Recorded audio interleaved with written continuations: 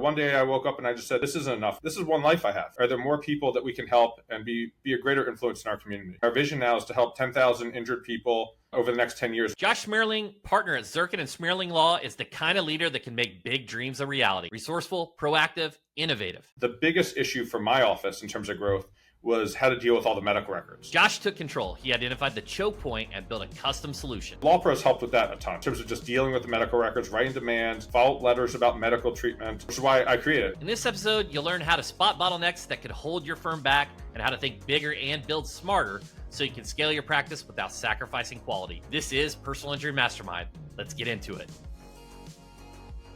Josh, welcome to the show. Thanks for having me, Chris. Really appreciate it. Yeah, I'm excited to dig in. I love starting out with the good stuff. You've been a partner for over a decade. Give me some of the wins, some of the past highlights. Yeah, so it's two things that I do, really. I have the law firm, Zirkin Schmerling Law. We're based in Baltimore, handle exclusively personal injury and workers' comp. And then also I co-founded LawPro AI, which is a tech startup in the AI space, where we take medical records, create case chronologies, summaries, demand letters, anything you want to know about the medical records is really what we focus on. So I'm handling both right now, mostly focused on LawPro AI, which is the AI startup. But we're having huge wins in both. From the law firm perspective, we're signing up more clients every month right now than we ever have before. And the law firm is growing faster than ever has before. We have a great team of people. And as we have grown, we've been able to increase our team and have people that have been with us for a long time move up. And then with LawPro AI, we are in most states throughout the country at this point, working with some of the biggest personal injury law firms in the country. And then, of course, work with some, smaller mom and pop shops, 1, 2, 3 person firms, and just having great experience with all of our customers and continue to grow there. So 2 really great things happening at the same time, which is taking up a lot of my time nowadays. That's amazing. Yeah, and I want to dig into both. So, let's start with the firm. I mean, you said more cases than ever. You got a huge docket. I think in our research, at least 1,300 plus cases. Talk to me about, give me like a picture of the firm, team size, case, touch more on the caseload, just whatever you feel comfortable sharing. We've been around since about 2007, 2008. And about 3 years ago, I made the decision that I really want us to grow faster. Things have been going great and I was happy, but it was time to just really take off. And we put a lot more resources into marketing, into sales, into hiring. And it's just been like a wildfire since then. Our biggest problem right now is we're out of space. So I moved into an office space that I thought was going to be plenty enough space for us, and we're out. We have about 35 team members roughly. We're trying to hire 5 more right now, and just continue to grow the business. We're bringing in about 3 times as many cases now than we were last year at this time. And so it's running on all cylinders, but when you're running that fast, small things come up, fires you got to put out. But it's a fun challenge every day, and it's been really exciting. So that's just from the law firm perspective. So what was that mindset? What was the shift that you're like, hey, I really want to grow now? Like, what was it? You felt the confidence? You had like the infrastructure? Like what was that trigger? I think beforehand I was just happy with where we were, and I was like, yeah, this is what my law firm's going to be, and it's all good, and we're doing well, we're helping people, but really it came down to, can we help a lot more people? And I woke up one day and I said, this is one life I have, and I'm doing well right now and I'm happy, but are there more people that we can help and be a greater influence in our community? And we actually changed our vision just recently. And our vision now is to help 10,000 injured people, whether workers or people injured through negligence, over the next 10 years in our community. And so that's our vision right now. We're on pace to hit that and exceed it. And then we'll increase our vision from there. But, one day I woke up and I just said, this isn't enough. We need to be a bigger presence in our community. We need to be helping more people. That's incredible. And that's, you help more people, you provide more value, you're going to sign more cases, and on and on and on. Reputation. When you say community, are you referring to the state of Maryland? Like how do you define community? Yeah, the whole state of Maryland. We're present in the whole state of Maryland, but we also focus in specifically in the Baltimore County, Baltimore City region. My law partner is a former state senator from Baltimore County. So we've been very active in the community for over 20 years at this point, going to rallies, going to parades, giving out shirts, July 4th parades. We've been all over the place for years at this point. And just now being able to help in another way, besides just passing legislation and public policy, be able to help people that have been injured in some way has been really gratifying. That's incredible. So, with that vision and you start putting the foot on the gas, like what were some of the things you did to grow? And your caseload grew. I mean, what marketing strategies, how you approaching community, like let's dig into that a little bit. Yeah, so I mean, one of the things that helped us grow a ton, which is one of the reasons I co-founded LawPro, was LawPro. LawPro has the biggest issue for my office in terms of growth was how to deal with all the medical records. So as we continued to grow, we had more and more medical records coming in because we had more and more cases coming in, and there would always be an issue in terms of how fast can we read the records to understand what the positive and negative value drivers are, and then how long is it going to take us to do that, and then write the demand, and it was just slowing down the whole process. And I had my best people in my office, my top paralegals, reading medical records all day, and I knew that there was a better way for them to be helping to handle our office, to help with our office, than just sitting and reading medical records. So I co-founded LawPro AI about 2 years ago, a little bit less than 2 years ago. We went to market about a year ago, and that has taken my top people, my top staff, and instead of them having to read medical records all day long, they're now able to. One of them is my director of operations now. And she's helping move the whole office. So instead of her reading medical records, she's hiring, she's making sure company culture is going well. She's taking on some of my biggest cases as a paralegal. She's doing a whole plethora of things. So LawPro has helped with that a ton in terms of just dealing with the medical records, writing demands, follow-up letters about medical treatment, which is why I created it. I think we're one, if not the only one in this category of AI that really is shaped and co-founded by a practicing lawyer who has a practicing personal injury law firm. And that has been really, really helpful in terms of helping our growth. And then it's just been, marketing, sales, intake team, just making sure that we understand all the different steps we need to take, having more processes and procedures. When you start as a law firm, you're just trying to get as many cases as you can and make sure to keep on the lights. And then as you get bigger, it's really more about process and procedure. The cases are going to come in, and they start coming in easier and easier as you grow. That's it. That's what I found. But then you got to find a way to deal with them and to help your clients. Make sure you're not missing things. You can't have, from my perspective, you can't have the work go down, the level of work. Your clients have been in a really horrible, whether it's a car accident. We're the leaders in Maryland on dog bite cases. I have affected and pushed out law through appeal that have helped victims of dog bites twice now. You can't let your level of work slip because you're taking on more cases. And so LawPro AI is helpful with that. And everything we're doing internally as a law firm is helpful with that. That's fantastic. Before I move to LawPro AI, and because I want to really go into the details on there, I want a few things you said. So you moved intake, I think, in-house, some of the marketing in the dog bite practice area. So I guess let's start with the dog bite practice area. I'm not a lawyer, so forgive my ignorance on here, but like some states have, I believe, this one bite law where it's kind of like, oh, no big deal. Your dog bit somebody, like I don't know how the law exactly works, but how did you find it kind of drive into this niche of PI for dog bites? Speak to me a little bit about it. Yeah, sure. So when we first started our law firm, out of the first 10 cases I had, randomly, 2 of them were dog bites. And usually victims of a dog bite a lot of times can be a child, which is a sensitive topic for me just because I have 3 young boys myself. And, seeing a young boy or young girl viciously attacked by a dog, it's heart-wrenching. And 2 of my first 10 cases I ever handled were dog bite cases. And I realized at that point that was an area I really wanted to focus on, and I did. And then it happened to be at the same time the dog bite law in Maryland was changing and getting very complex. It used to be the 1 free bite rule, which is what you were referencing. Right. And that's what I learned in law school. But then it changed. There was an appellate case in Maryland that changed the law. Then the legislature came in, changed the law again, and that law didn't have a lot of definitions. It wasn't fully defined. And so then, since then, I've taken some cases on appeal and helped further expand the law for victims. And so it's an area that we have really worked up very hard to become the dog bite people in Maryland now. And we get cases referred to us by a lot of our competition because they know that we really understand the law the best and we handle it the best. And to me, those cases, that's mostly what I handle nowadays. Personally, those cases are extremely gratifying, helping to make sure that, I just finished a 6-year-old's case recently, and now they're going to be putting that money into an annuity that's going to pay for her college, and she'll have money left over as well. So her college is taken care of now. She went through a horrific incident.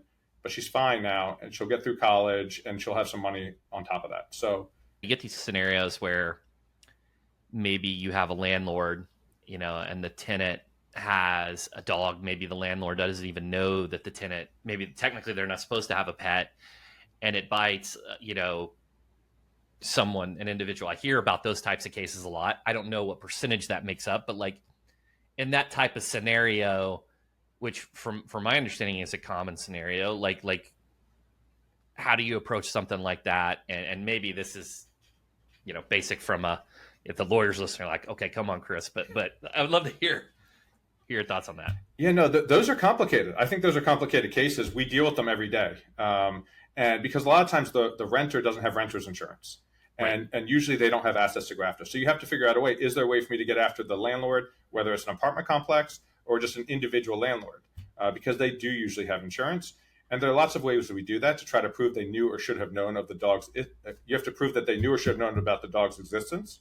Also, that the dog had a vicious propensity. Also, that they could do something to force the tenant out. So in Maryland, those are the different things we need to prove. And there are different ways we go about that. Whether we have pictures of a dog house outside or a sign that says no trespassing dog. I have experts that will come in and testify about how a landlord should be going to the property every quarter to be checking on the property. And if they're not following the standard of care as a landlord. And so there's different ways to go after that argument. That's just one of them. But there's a lot of other ways we go after that depending on the facts that we have. Got it. Perfect. Thank you for that explanation. And then let's talk about marketing and sales. First marketing.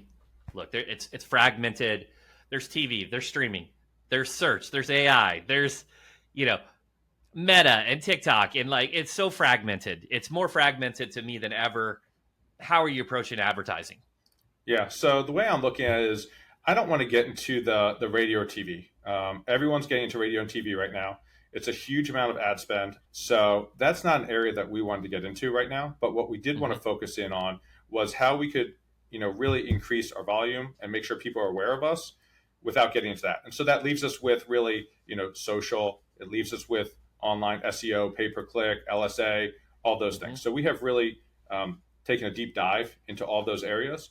And those are areas that we'll continue trying to dive into because I think for us, that's a good spot for us. Perfect. I love that. Yeah, and I've heard, pretty much across the board, the cost to acquire case is going up. I think, PE is kind of circled. They were on the torts. Now they're moving more into single event space, and it's coming in different directions, consolidation. Some firms are doing some roll-ups, and it's just driving the case costs up. Not to mention, channel movement, and that's just part of the game. So on the sales side, you brought intake in-house. Yeah, so we have intake in-house. I actually just made a hire from somebody that she's starting with us in July. I'm really excited about it. She was at a publicly traded company and helped run sales for them.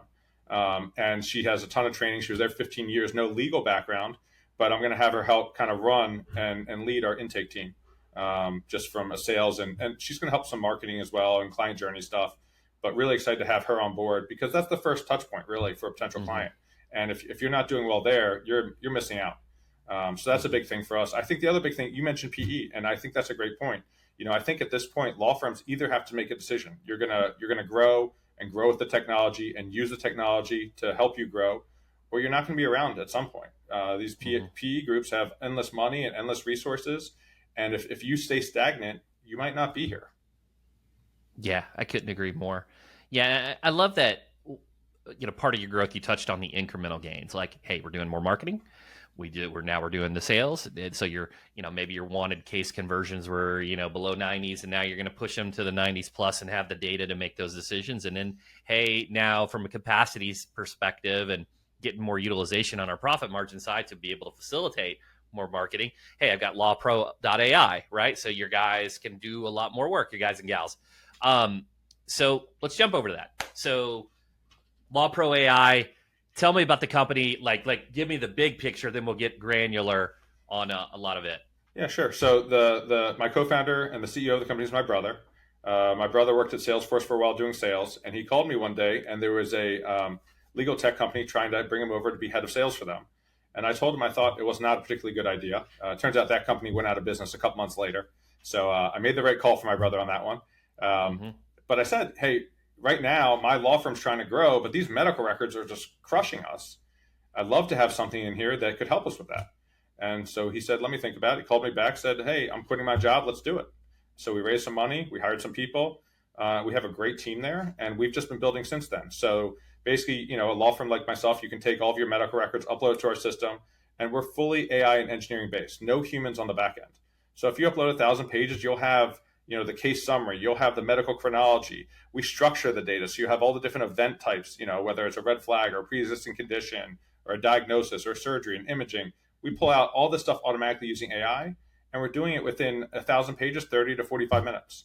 And so you can really understand your case very fast, and then use that information to help negotiate with it with an adjuster or insurance company. A lot of the times, whether you're in trial or negotiations, the person that knows the case better usually has the better result. And so that can be true with negotiations. It can also be true with trial. And so it's just been super helpful for us as a law firm, and we've been helping a lot of other law firms throughout the country. I was listening when I heard the value prop earlier. So you said, hey, we're one of the only tools that have, this is built and designed by a personal injury attorney. Like I practice, so, I'm actually able to implement and see the adjustments because I practice law. So from that purview, there's obviously you have competitors in the space. There's a lot of emerging competitors. Like where does that advantage come in? Like, can you give me some examples on the design of the tool? Yeah, of course. So where our advantage comes in, we have a number of different advantages, but one of them is that we can really understand the nitty gritty of a personal injury case, right? Like everyone, a buzzword is demand letters, right? Mm-hmm. I think 3-4 years ago, nobody outside the legal industry knew what a demand letter was, and now everybody is pushing demand letters. And demand letters are just one small aspect. And frankly, some law firms care about their demand letters and some don't. If you're a litigation firm, my firm does a lot of litigation. We don't care about the demand letter. It doesn't matter for us. The insurance company is going to give us fair value or they're not. And if they don't, we file a lawsuit the next day. It doesn't matter to us what they think the case is worth. We know what the case is worth, and we're going to get it for our clients. But some law firms don't like being in court, don't like being litigation heavy. They put a lot of work into the demand letters. So if you do, okay. You can use LawPro. There's other systems out there also, obviously. But one of the things that we do better than everybody else is being able to really pull out the important data and do it quickly and efficiently without having to wait a week or 3 days to get that back, and the way that we structure it. So that way you don't have to be reliant on prompting to find the information you're looking for. You can easily take the structured data and just click different buttons to pull out exactly what it is that you're looking for, so you can see in any format that you want. So for example, if you want to see everything in chronological order based on the medical provider, you can do that with one click of a button. If you want to see everything in chronological order based on event type, so you have all your surgeries right next to each other, you have all your imaging right next to each other, you can do that with one click of a button. So we've really made this very structured data, which also allows us, for the bigger firms or firms that want to sign longer term contracts, we can actually specifically for that firm pull out things that they're looking for. So if there's something that a firm specifically wants to see in every single case, we can tailor that specifically to that firm because of how we've structured our data. The definitions in the AI space are, you've got all the different LLMs, OpenAI and ChatGPT and Claude and DeepSeek and on and on and on, Gemini, et cetera. And then you got your agents, your Manus and stuff like that. So is it an overlay powered primarily through a ChatGPT or an Anthropic, like what gives it its power that you've kind of, here's the power, and then we've taken it, and maybe it's multiple sources. I have no idea. Like, talk to me about that. Yeah, so we work with a lot of different LLMs, all in the back end that the clients never see. And we have actually patent pending technology right now that is that basically uses lots of different LLMs at one time for specific purposes and automatically looks at what is the best for this purpose for us, and then goes through that LLM to pull out whatever data we're looking for. So when a law firm puts in their medical records, we're not just an overlay over a ChatGPT or a Claude or any of the ones you mentioned. We're using lots of different sources, and with our patent pending technology, we're able to try to figure out what is the best source for us to be using, what's the best language model for us to be using for the data we're looking to extract. Excellent. And and all of them continue to get better. And then so that's, I like the pull from multiple sources. Also, just for me on the personal side, and I'm not using anything near as advanced, is I'll do my prompt, my long prompt, or I'll have it suggested a prompt, and then I'll have them clash and fight, which is a fun thing to do to optimize your results. Talk to me about the hallucinations, though. I think that's everyone's fear. I've heard it from some big firms. I won't name their firms that had some recent issues with it, where maybe they have an associate attorney or use it, and then they didn't pull the correct sources and case law and things like that. Talk to me about preventing the hallucinations. Yeah, so hallucinations obviously are a real thing in AI right now with where the technology is right now. And for a law firm, though, you can't afford to have hallucinations, right? We've seen people get disbarred because of them. We've seen people get in legal trouble. So we also have patent pending technology that actually reviews our end result before it goes to the law firm to look and change to make sure if there's a hallucination it picks up on, it can change it automatically. So it does that. We do that for every client before the final information goes to the client. So that's really, really key and important. The other thing that we do is we cite all of our sources. So if you ask for a demand letter, it's going to have citations next to it where you can literally click those citations. It's going to take you exactly where we got that information, and you can see the record yourself to make sure it's accurate. So it's important when you're using AI, from my perspective, that you verify things as well. If something doesn't look right, it might not be right. And you need to check the source, which is the medical record in this circumstance, to make sure it's accurate. And so we provide that to all of our customers on everything we do. If you want a specific letter written, regardless of what that letter is, if you want summaries of the medical records or the medical treatment or the SOAP notes, whatever it is, we provide sources automatically so you can check to make sure it's accurate and not hallucinating. Fantastic. That's I think that's addressing a lot. So it has more of the perplexity, or where they're citing things a lot. I know. I mean, Google's the worst. The Google AI overviews, they're all over the place and they're frequently wrong. Hopefully they get a lot better, but well, it's I think all of them. Yeah, it's funny that you make so. One of our I had somebody that a law firm signed up with us recently, and they were with a competitor of ours beforehand. And I said, why'd you guys decide to make the switch? And they said, well, our demand letter that the other company put together said our client could no longer shovel snow, but we live in Arizona. My client lives in Arizona, and it's like, yeah, that's a problem. And so that's really why it's really important. First of all, you should read the material before you ever send it out, obviously, no matter who you're getting it from, whether it's LawPro or somebody else, but also to be able to have the sources cited for you so that you can make sure it's accurate. You're an expert in personal injury law. You've leveraged tools. Your tool, LawPro AI. We're making guesses where we're trying to predict the future. How do you see AI shaping the personal injury landscape for the next 5 to 10 years? This legal space to me is so exciting because for so long, the legal space was just so cut and dry and boring and the same way things have been done for the last 100 years. And now it's changing. Lawyers used to say to me, well, I'm not into AI. I'm not going to use technology. I'm not going to use AI. And I would say to them, you're not going to be in business eventually. I mean, it's the same thing as going from a typewriter to a computer, from my perspective. And anyone that's stuck with a typewriter, they were not going to stay in business. So I'm looking at it from that perspective. And where we're going to go in the future is, I think, we're going to be able to help our clients with a lot of their pain points faster, quicker, and get them resolution faster. There's a lot of different factors in a case, but we do enough of them that we should be able to know from almost day one, what's the value of this case going to be? And if we know that, and if the insurance company can agree to a reasonable amount somewhere in that ballpark, that helps our client a ton so they can get resolution on their case. And so is that going to be on day 1 or day 10, or, maybe it's a month into the case? But I think being able to move quicker and faster really would help our clients a lot, because this drags and this holds over them. And God forbid you have to go to court. It could take 1, 2, 3, 4 years to get to trial.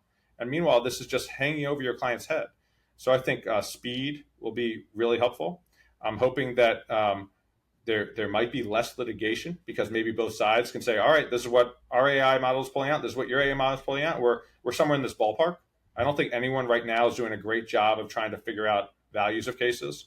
I think the technology is not quite there yet, and I think there needs to be a lot more done in that, which is one thing that we hope to get to at some point soon from a LawPro perspective. But also human capital needs. If you have a person that can do a lot more, that they don't have to waste time with an adjuster for 30 minutes setting up a claim. They don't have to request medical records the same old way that they've been doing forever.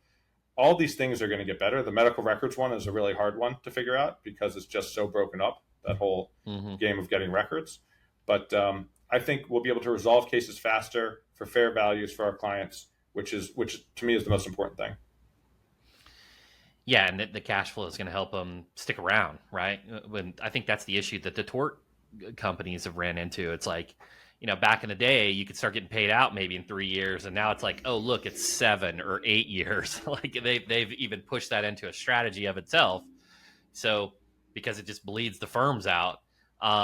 Yeah, so I think the time on desk will shorten and all those things. And I also just think, do you think that, big picture, in 3 years, do you think pre-lit's done? Like just people that won't go to trial, like those firms existed. I've worked with several that they won't try a case, right? First of all, like, how do you get any value? Your value's got to be terrible, but what's going to happen to those types of firms? Yeah, I mean, to your point, right? Insurance companies have books on all law firms, right? They all know us. They all have our tax ID numbers, and they track us, and they know who's willing to file suit and who's not. And of course, that'll change values for law firms and for clients and so on. I think right now a lot of those firms have a lot of money for marketing. Typically, those firms are huge in the TV and the radio and so on. So I don't see them going anywhere in the next couple of years. I think some of those firms are starting to make this transition right now of actually hiring attorneys to try cases, because I think that they see that the writing is on the wall for down the road where they might not be needed. So some of the firms that I know personally, some have started hiring lawyers now when they would not have kept stuff in-house before. But I think in the next 3 years, they're fine. In the next 5 to 10 years, I don't know what happens with them, but they have a lot of money. So if they need to hire lawyers, they can do so pretty easily. Yeah, that's fair. That's fair. And I've seen that too. And in fact, I circulated a text to Steve Gersten and Mike Rose and Anthony Russo and a handful of other attorneys. I'm like, hey, how you paying your trial attorneys? Like, what's their compensation package look like? And I won't share theirs, but because I kind of see the writing on the wall, and it's like, these trial attorneys are a valuable commodity. And it's like, so how do you golden handcuff with, not only your values and missions and things like that, but also those dollar signs when they're motivated by the money. Yeah, absolutely. To find lawyers, right? It's funny. I graduated law school in 2008, and the economy was in the tank, and Lehman Brothers had gone out, Bear Stearns was down, and I graduated law school, and I was offered $35,000 my first job at a law school. I was trying to get a job as a state's attorney, and the people getting those jobs were graduating from Harvard Law School, and I didn't graduate from Harvard, so I wasn't getting that job. So instead of taking that job of $35,000, I started my own law firm. So I think because good decision. Yeah. I think because the law field is so strong for lawyers, it's the employees can really, a trial lawyer can get what they want basically. So I think you have less law firms starting off brand new at this point, because a good lawyer who wants to be a trial lawyer, they can get a good salary right out of law school nowadays, and they're desperately in need. And so yeah, they're hard to find. I'm always, even if I'm not hiring for a lawyer, I'm looking for a lawyer. And if I find everyone in my office has to try cases, there's no such thing as being a pre-lit lawyer versus a litigation lawyer. Everyone tries cases. And if I find someone that I think is going to be good in front of a judge or jury, I'm hiring them, even if I'm not looking right now, just because they're hard to find. Yeah. And to be honest, I haven't thought about that. And I think that's the perfect explanation of like maybe there won't be as many new startups because you can go to an established firm who has the ability to attract cases and still make a lot of money, right? Yeah. Oh yeah. Yeah. It's crazy. I go to a lot of different events now. I was at your event, PIMCon, which was amazing last year. And you guys are having it again this year, which we're excited to be at. And I speak to lawyers all over the country, and the amount that associate attorneys, we're not even talking partners, are paid if they're good trial lawyers, it's through the roof nowadays. But good for them. That's what the market says that they should be paid, and that's what they get paid. Yeah. Merit. I love it. Yeah, Josh, this has been amazing. I got one final question, for our audience that want to connect with you to whether talk shop about law or to learn more about LawPro AI, how can I get in touch? Yeah, so the easiest way to get in touch with me is through my LawPro email, josh@lawpro.ai, LAWPRO.ai. Whether it's legal or LawPro related or tech related, feel free to email me anytime, and happy to chat. Thanks for joining us for Personal Injury Mastermind. Don't forget to subscribe so you never miss an episode. I'm Chris Dreyer, founder of Rankings. Until next time, keep innovating, keep growing, and keep building the practice of your dreams.